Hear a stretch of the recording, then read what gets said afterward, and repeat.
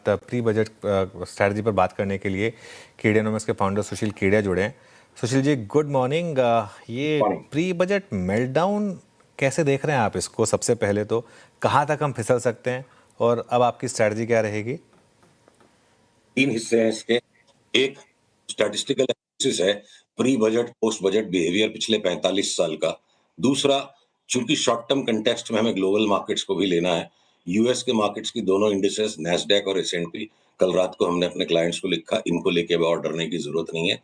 कल लगता है इनमें एक ट्रेडिंग बॉटम हो चुका है और 5 से 6% की बढ़त नैस्डैक में और तकरीबन 4% की एसएनपी में अगले 15 दिन में लगती है। और तीसरा हिस्सा है जो बाजार का टेक्निकल टेक्सचर है, उस पर मैं अंत पे आऊंगा। स्टैटिस्टिकल एनालिसिस बजट्स की ऐसी है, तकरीबन पिछले 45 बजटों में सिर्फ 3 बार अगर बजट के पहले तेजी हो रही थी तो भी बजट के बाद तेजी हुई, वो एक्सेप्शनली स्ट्रॉन्ग बुल मार्केट्स थे।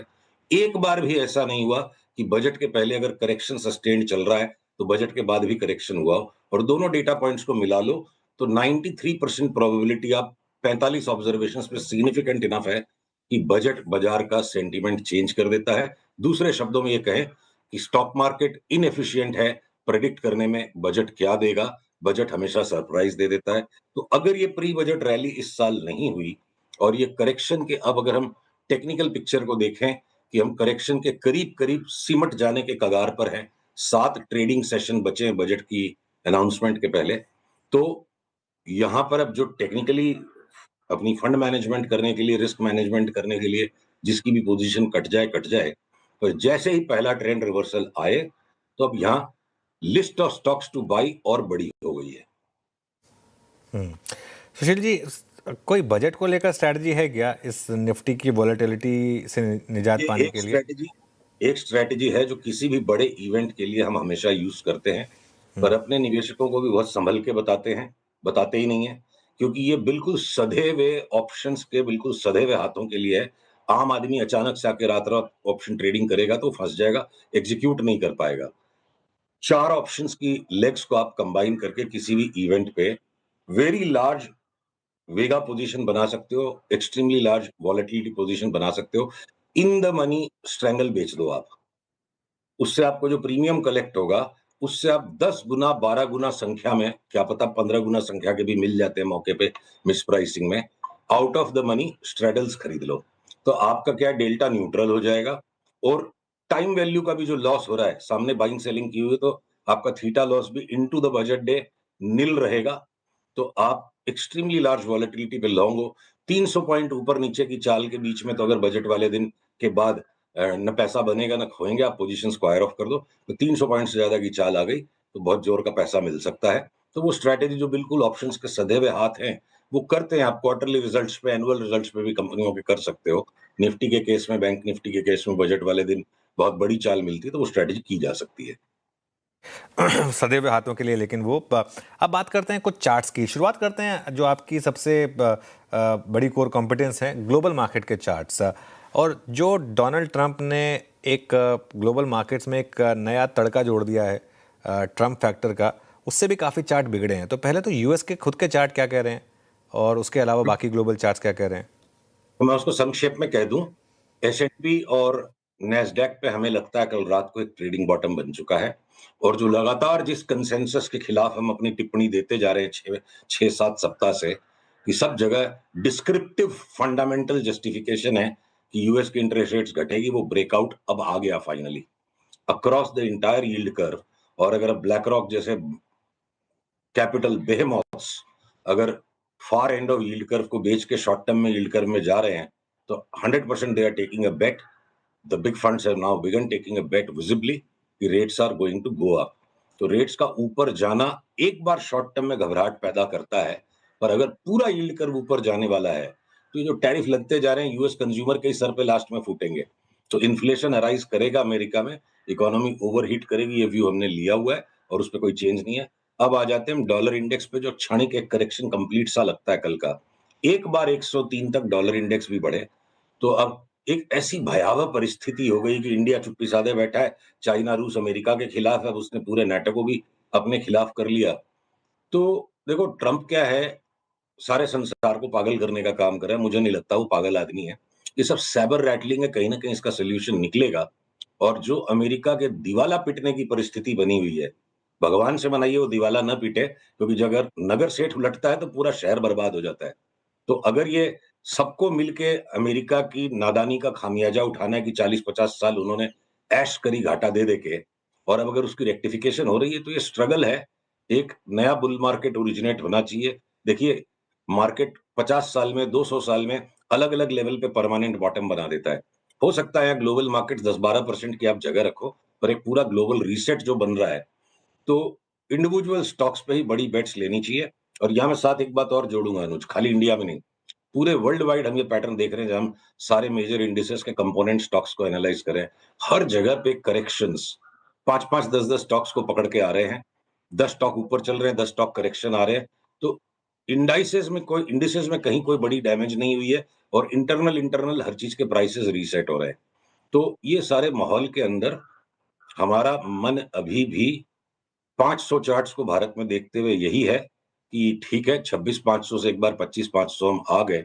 और ये भी कोई आकस्मिक नहीं हुआ है। लगातार हमारे इंटरनल नोट्स हमारे क्लाइंट्स को 25,300 के लिए सावधान कर रहे थे कि पहले 25,700 वो टूटे तो 25,300।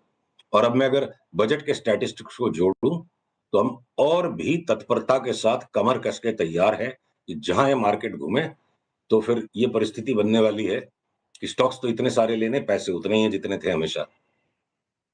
वेल रुपी 91 क्रॉस कर चुका है। जी हाँ, पहली बार इतिहास में हम डॉलर रुपी पर 91 पर डॉलर के पार।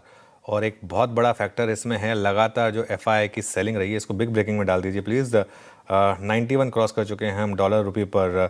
सुशील जी, एक व्यू इस पर हो जाए पहले डॉलर रुपी पर, क्योंकि एक बहुत बड़ा सरदर्द बनता जा रहा है अब ये, जिस तरीके की एफआई सेलिंग रही है, जिस तरीके से डॉलर रुपी बिहेव कर रहा है। अब 91। मैं आपके सामने इस चार्ट को खोल रहा हूं, और अगर पीसीआर इस चार्ट को दिखाएं, और अगर हम ये भूल जाएं कि डॉलर रुपी है, एक बार के लिए भूल जाओ इसकी टाइम एक्सिस क्या और ये स्टॉक और ये चार्ट किस चीज की है, और अगर अचानक से आप ये चार्ट मेरे सामने रख दो कि इस पे क्या करना चाहिए बताए बिना किस चीज की चार्ट है, तो देखिए मोमेंटम इतना सीरियसली डाइवर्जेंट है नीचे के आरएसआई पैनल में। देखिए, एक बार आप भूल जाओ कि आपका कोई इमोशनल स्टेक भी नहीं है, फाइनेंशियल एक्सपोजर भी नहीं है, बिल्कुल ताजा दिमाग से यहाँ काम करना है। तो इतनी बड़ी तेजी जो हो चुकी है, इसके बाद अगर डॉलर पे यहाँ तेजी करी जाए, तो उसमें कोई समझदारी नहीं दिखती। It's too late to be a dollar bull versus the rupee, and certainly a little early to predict कि ये रिवर्सल हो ही जाएगा। पर जिस दिन भी रिवर्सल होगा, 3-4 दिन ये नीचा बंद आते के साथ हम डॉलर के ऊपर शॉर्ट ट्रेड करेंगे, और वहीं निफ्टी की बहुत बड़ी तेजी का ट्रेड होगा। और आपने ठीक पकड़ा पॉइंट को कि जैसे डॉलर के सामने रुपी स्ट्रांग होना शुरू होता है, एफआई का सेंटीमेंट पलट जाता है, और उस टाइम पे स्टॉक मार्केट में सुपर नॉर्मल रिटर्न्स आते हैं। तो मैं यहाँ पे डॉलर रुपी अब अगले 1-2 दिन में कोई ने और 1 रुपया इसको और दबा दिया, एक चलते मोमेंटम में कोई प्रेशर बना दिया, तो उससे लालायित और लालची होके यहाँ पे अब रुपी शॉर्ट करना समझदारी नहीं है। इंतजार करना चाहिए, और जैसे ये घूमे, एक बार हमारा व्यू है कि 82 एंड हाफ तक ये जा सकता है। और अगर ये करीब 11% की अगर स्ट्रेंथनिंग आ गई रुपी में, तो स्टॉक मार्केट 20% या करीब करीब निफ्टी बढ़ जाएगी। इस पूरी स्पेस में पैसा बना है सिर्फ मेटल्स में, और खास तौर से सिल्वर में। सुशील जी, इस पर अब आपका क्या व्यू रहेगा? कमोडिटीज में खैर आप सुपर बुलिश रहे थे, मुझे याद है गोल्ड सिल्वर पर नहीं, एक साल पहले। सिल्वर गोल्ड में मैं शुरू की 1.5 साल तेजी में रह गया, उसके बाद हमारा छूट गया, और हम दिलजले हैं। सिल्वर के मामले में अभी हम दिलजले हैं, और इस पर मैं कोई हाँ, थोड़ा जल्दी बेच गए आप, थोड़ा जल्दी बेच गए, लेकिन हाँ खैर वो अलग बात है। लेकिन व्यू क्या है इस पर अब? तो देखिए, एक्सट्रीम हीट में है गोल्ड सिल्वर, और इसके लिए ना चार्टिस्ट होने की जरूरत है, ना आपको फंडामेंटल एनालिसिस जानने की जरूरत है, कॉमन सेंस की बात है। अब मैं आपको बताऊं कि जब हम रिटेल लेवल पर भी इन चीजों को ट्रैक करते हैं, बात अक्सर टीवी पे 10 मिनट में चार्ट्स की ही हो पाती है। अगर एमटीएफ कर करके लोगों ने, मतलब सुनारों के पास से जाके मार्जिन ट्रेडिंग में भी लोगों ने सिल्वर उठाई हुई, तो जिस दिन ये पलटी मारेगा, तो ऐसा हाहाकार मचेगा। जब तक नहीं मार रहा है, तो वो एक यूफोरिया चल रही है, तो सिल्वर को साइड में रख दीजिए। कॉपर की चार्ट पे हमारा व्यू है कि सडन कॉपर में एक 30% की धड़ाम आनी चाहिए किसी भी टाइम अचानक, और उसके बाद वापस कॉपर का सुपर बुल मार्केट स्टार्ट होगा। और 30% का जो कोलैप्स है, कोई सस्टेन्ड नहीं होगा। महीने भर में अगर ये जोर से गिर जाए, स्टील के स्टॉक्स में हमने खाली एक सेल पे तेजी रखी थी, और बाकी के साथ और सेल की तेजी को हम बरकरार रखेंगे, काटेंगे नहीं उस पोजीशन को। बाकी के सारे स्टील के स्टॉक्स शॉर्ट सेल मोड में हैं। ठीक है, ये कंसेंसस के खिलाफ बात है, पर कंसेंसस को ढूंढ कर उसके खिलाफ जाना हमारा काम नहीं है। हमारा काम सिर्फ आंख बंद करके चार्ट की गुलामी करना है। तो जो भी स्टील स्टॉक्स ने सिंपैथी में गेन कर लिया नॉन फेरस मेटल्स के, और नॉन फेरस मेटल्स में एक्सट्रीम स्पेक्युलेटिव बबल है, तो 30% का स्ट्रोक नीचे आते के साथ सारे कट जाएंगे। तो हम मेटल्स ही एकमात्र ऐसी स्पेस है मेटल के स्टॉक्स जिसको हम बहुत तबीयत से शॉर्ट करने के मूड में हैं, और वो सिग्नल मिलते जाएंगे, एक एक स्टॉक शॉर्ट होता जाएगा। पैसा बन गया तो बनता ही रहेगा, ये तो किसी शास्त्र में लिखा नहीं है। सिग्नल मिलेगा तब मेटल्स के स्टॉक्स को शॉर्ट करेंगे। ओके, चलिए अब आते हैं कुछ स्टॉक स्पेसिफिक। इस समय आप यहाँ पर कहाँ पर बुलिश हैं, कौन कौन से स्टॉक्स पर? देखिए, जैसे मैंने आपको कहा कि मार्केट का टेक्निकल टेक्सचर जो है इंडिया में खासकर और वर्ल्ड वाइड बहुत जरूरी है। एक तरफ अगर हमने ग्लोबल स्वीपिंग व्यू लिया 3 महीने पहले कि अगले 12 महीने में सारे न्यू एज के स्टॉक्स न्यू लो पे होंगे, जिसमें एक अपवाद इटर्नल है। पर अब देखिए, थोड़ा करेक्शन, अच्छा खासा करेक्शन देने के बाद अगर अब पॉलिसी बाजार में वापस 1000 रुपए के ऊपर की चाल बन गई, और वो हमने परसों अपने क्लाइंट्स को दिलवाया है, वो डिस्क्लोजर आपके साथ जरूरी है। तो स्टॉक स्पेसिफिक, अब अपोलो हॉस्पिटल लगता है किसी टाइम पे 6000 के भी नीचे जाएगा, पर वापस थोड़ा सा करेक्शन देके बाई आ गया। एचपीबीपी में लगा कि एकदम लॉन्ग टर्म 10 ईयर टॉप बन रहा है, और वो 10 ईयर टॉप बनते बनते अगर एक बार करेक्शन यहाँ थम गया और वापस उनमें ऊपर की चाल आ गई, तो ब्रॉडली पकड़िए कि इंडिविजुअल स्टॉक्स में बेस्ड ऑन उनकी बीटा कितनी है, लार्ज कैप स्टॉक्स में 10-12% की करेक्शन, और मिडिल टियर में 15-16% से ज्यादा की एफ एंड स्टॉक्स में करेक्शन नहीं आ रही है, और जिन जिन में करेक्शन आके फाइनल बॉटम बनते जा रहा है वही दोबारा से बाई बन रहे हैं। अगर पॉलिसी बाजार जैसा स्टॉक भी हम लेने के लिए कंपेल्ड हो गए, तो टाइम टू टाइम ये घूम रहे हैं। अब जैसे बीएसई को लेकर अगर उन्माद मचा कि एनएसई का इश्यू आ रहा है, तो एक बार खींच दिया बीएसई को, हम हिले नहीं कि शॉर्ट टर्म ट्रेडिंग में नहीं लेना है। अब वो एक फाइनल नया लो दे दे पिछले वीक के लो के नीचे, तो हम वापस उसको ले लेंगे। सीडीएसएल ऑलरेडी तैयार हो गया लेने के लिए, एंजल ब्रोकिंग ब्रेकआउट कर गया।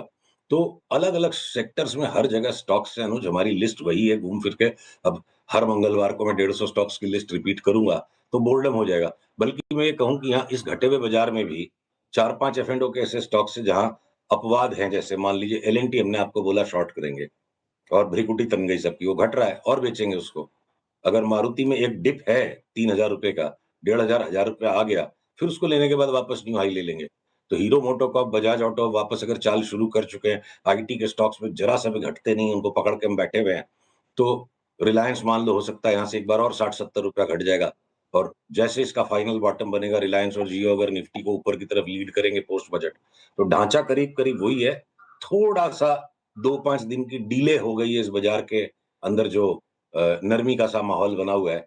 पर स्ट्रक्चरली सारे स्टॉक्स की स्प्रेड्स अभी तक हमारे लिए सेम है, कोई थीसिस में पिछले 5 दिन में परिवर्तन नहीं है। जी बहुत बहुत शुक्रिया आज हमारे साथ जुड़ने के लिए और इन सब टॉपिक्स पर अपनी राय देने के लिए।